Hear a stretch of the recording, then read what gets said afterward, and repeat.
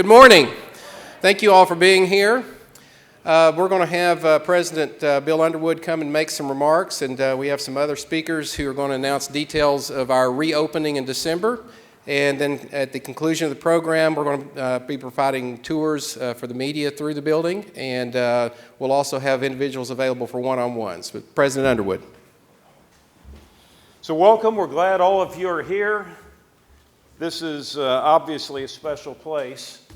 I think of it as a spiritual place, and those of you who love the music that was made here know what I'm talking about. I listened to some of the music made here last night, and it is, for me at least, a spiritual experience.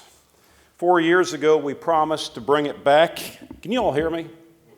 All right. We promised to bring it back when President Jimmy Carter and I told Greg Allman one afternoon about our plans for this place. He looked at me with apparent suspicion, and then he cautioned me. He said, "That room is perfect.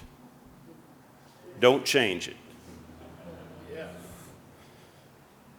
And it is, and we haven't. The historic studio will remain perfect as it is. All we're doing is dusting things off a little bit, but it'll be as it was when all those great songs were made there. A spiritual place. It will remain perfect. But I think everything else will be better. I hope. The historic Capricorn Sound Studios are being resurrected to be a part of what we expect to be a vibrant music hub that will leverage the rich music heritage of this region into what we expect will be a vibrant music future here. This will be done, will be finished. I'm looking at the contractors. This will be finished by December 3rd, which will be just in time to celebrate the 50th anniversary of the opening of the Capricorn Sound Studios late in 1969. We're planning a series of events December 2nd and 3rd to celebrate the reopening of this one-of-a-kind music space. All of this would not have been possible without the help of lots of people. And I'm not going to try and name them all now. I will on December 3rd. But there are 2 or 3 people I want to especially mention today. This building would not be here today but for the Peyton Anderson Foundation, which stepped in years ago to stabilize the building when it looked like it might collapse on us. And then they've contributed and contributed and contributed to the cost of making this space possible. Nearly $2 million already. I want to thank Karen Lambert, the president of the Peyton Anderson Foundation, for the role they played.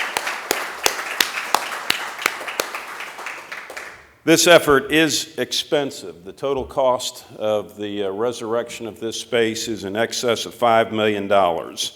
Our great community partners at the Knight Foundation have contributed nearly $1.2 million to this endeavor, and we certainly couldn't complete this project without you all. Lynn Murphy's here on behalf of the Knight Foundation. Thank you, Lynn.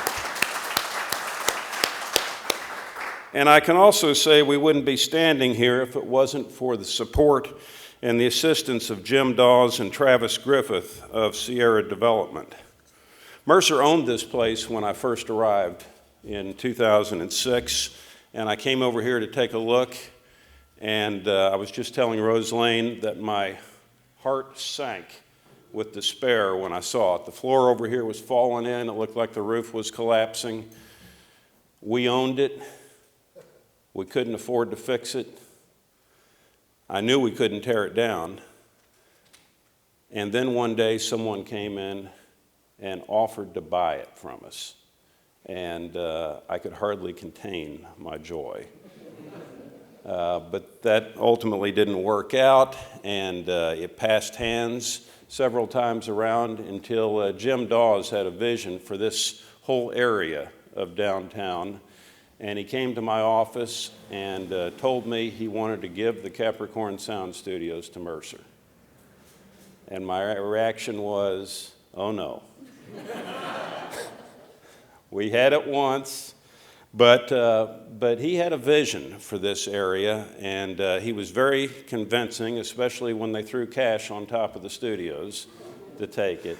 And I'm grateful to you, Jim. You've saved a special place, and I loved your vision for this area. So we're grateful to you.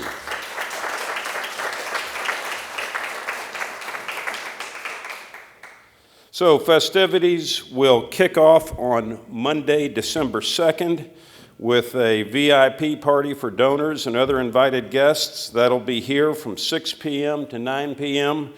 The HVAC will be working if it's still hot in December. We'll have food, beverages, and live music by the Randall Bramblett Band, and our donors and other special guests will get a first look at the completed facility. Now listen to this if you haven't contributed to this project yet. All donors who contribute $1,000 or more will receive an invitation to this event. I'm telling you, the party will be worth more than $1,000.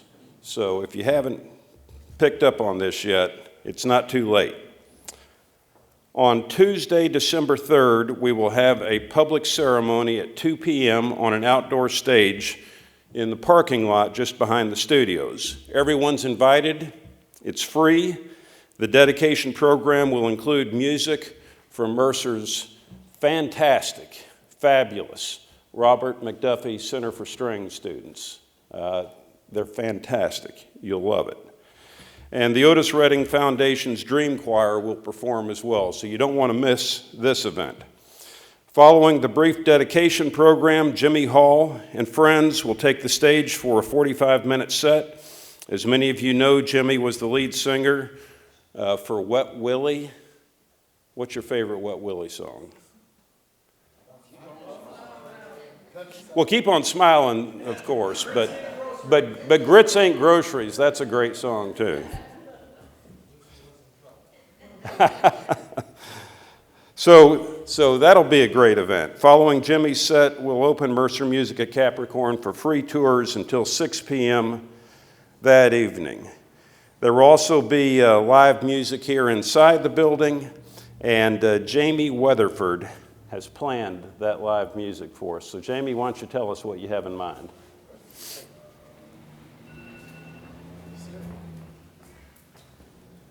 All right, good morning, everybody. On behalf of myself and my wife, Jessica Walden, we would like to thank President Underwood and Mercer University for letting Rock Candy Tours book bands for this amazing celebration on December 3rd. We tried to put some thought into this and curate a really neat group of young people on the incubator stage, which is going to be the space over here at the end of the building. That was known as Alan Walden's side of the building for many, many years. We have a young man named Caleb Melvin of the Macon band Hindsight. Hindsight is a regionally touring act out of Macon, Georgia, and they actually recorded their 2017 album Out of Touch at the 5-4 Music Space, which was the precursor to what is going to be happening over here. So we're very excited about him. He and his band know how important a space like the Music Incubator can be in the growth of a young band. And then the other performer on the Music Incubator stage is Chris Hicks, now of the Marshall Tucker Band.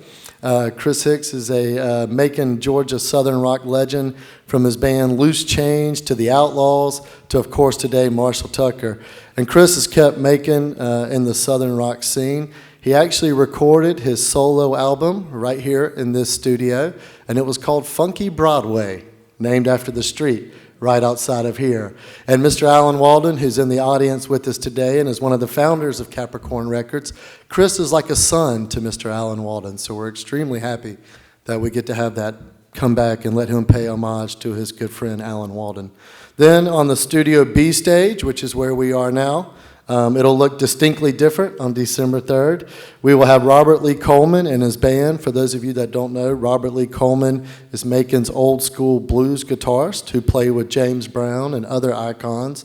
And then we're going to have Magnolia Moon. Magnolia Moon represents the up-and-coming bands in Macon, Georgia. They released their self-titled debut album in 2019, and we know and expect that they will be recording here, hopefully, soon after that. And then, of course, as President Underwood pointed out, Mr. Jimmy Hall of Wet Willie will be the headlining act that day, and I can't wait to see President Underwood introduce them on stage. I think that's going to be really fantastic. So thank you all for being here. Thank you for the opportunity, Mr. President Underwood, and please welcome back.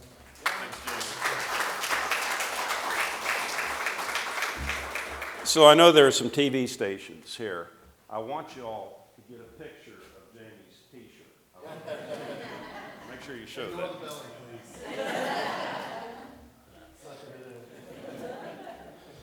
So later on that day, December 3rd, to cap off our celebration, we're planning what will be the event of the year in Macon, Georgia. The Capricorn Revival concert at the Macon City Auditorium beginning at 8 o'clock p.m. That evening, December 3rd. Chuck Lavelle, it says here, Chuck, I'm supposed to tell him that you're a former member of the Allman Brothers, that you were the founder of Sea Level, that you're the music director of the Rolling Stones, but I think they already know that. He and Wes Griffith, who's the co-founder of Creek Media, have been working hard to put together a great evening for us on December 3rd. So why don't you all come up and tell us what you have in mind. Thank you, sir. Okay. Good morning, everybody. How we doing? Great. It's a great day for music, a great day for Macon, a great day for me. This place holds so many incredible memories. Man, I don't know where I could start, but you know, we've made a lot of music in this building. We had the Laid Back record, which has been re-released here recently, Greg's first solo album. We're on the verge of celebrating 50 years of the Allman Brothers Band, which is amazing, and we certainly made some records here with them, and so many others. I could go on and on about that, but it's just such a historic room. It does my heart so good to know that it's not just going to fall into dilapidation and just fade away, because it just can't do that. And so look at what we're doing. This is just fantastic. It really is. I took a short tour this morning through the building. I know you guys are going to do that as well. It's just wonderful to see the construction and what's going on. There'll be some great offices upstairs, conference rooms, so many rehearsal rooms, the main studio, which will come back to life, and then, of course, the Studio B here. So this is a great day to celebrate music in Macon, Georgia, and the history of music. And I know Alan's been recognized, but I want to say how great it is to see you here. We have so many memories together of things that have gone down, music that has gone down in this room. So as the president has mentioned, we're working on a concert. Wes has been fantastic to work with. We've made how many phone calls to how many artists, Wes? A lot. Wes has a list of the complete artists so far that we have for the event. I'm proud to be musical director for it. The Randall Bramlett Band will be the core band for us, and we're going to have a lot of fun. For our side, we'll get to play some Sea Level songs. We'll get to play some Randall songs, some Chuck songs, and some Allman Brothers, of course, and celebrate the great music heritage that we have here. So, Wes, tell us who all's going to be on our concert. I'd like to say thank you to President Underwood and Mercer for letting me be a part of this project. This all kind of runs in my blood. I've loved making music history and Capricorn Records and everything surrounding it since I was a kid. My father actually worked in this building with Rose Lane over there. But it's been a pleasure to work with Chuck and everyone on this concert. It's going to be really exciting. As Chuck said, he's the musical director. It's called Capricorn Revival. It'll be a run-through of famous Capricorn record songs with a lot of special guests. And those, so far, we're going to have some more, but so far the special guests include, along with Chuck Lavelle and Randall Bramlett, Jimmy Hall from Wet Willie, original Allman Brothers Band member J-Mo. Taj Mahal is going to be joining us. That'll be fun. Former Capricorn recording artist John Bell of Widespread Panic will be here. Tommy Talton of the Capricorn band Cowboy will be here. And others to perform include Charlie Starr from Blackberry Smoke, Marcus King, Brent Cobb, Dwayne Betts of the Almond Betts Band, and of course we will announce some additional artists at a later date. The ticket link for this is going up live now through Ticketmaster. The event will be at the Macon City Auditorium, and the ticket sales will start at 10 a.m. on October 11th. Great, and yeah. And one more thing that I would like to acknowledge is that we've had a lot of contributors that were generous to donate funds for the Rose Lane and Chuck Lavelle rehearsal room. Rose Lane, of course, was one of the first people working at Capricorn Records under Frank Fenner, the vice president. I'll never forget when I first came to Macon and I took the tour. This was in 1969, and I saw the state-of-the-art studio. They had the booking agency, and finally we opened the doors of the offices of Capricorn Record, and there was this gorgeous creature sitting behind a desk there. And so that was, 48 years later. And I'm happy to tell you that we celebrated our 46th wedding anniversary on this last Stones tour, so that's pretty cool. Love you, darling. Mwah.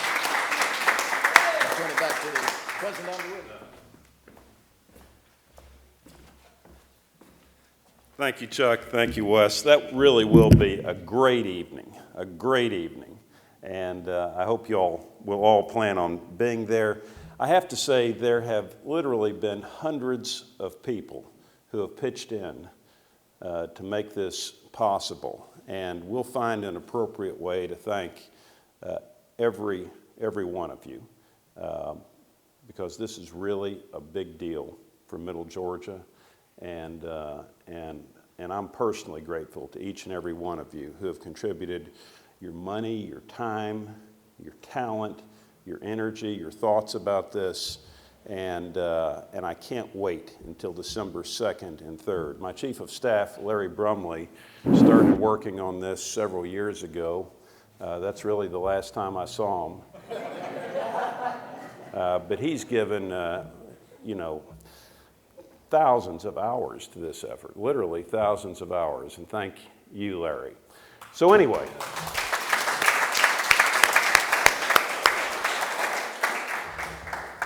that concludes the news conference. What's next, Larry?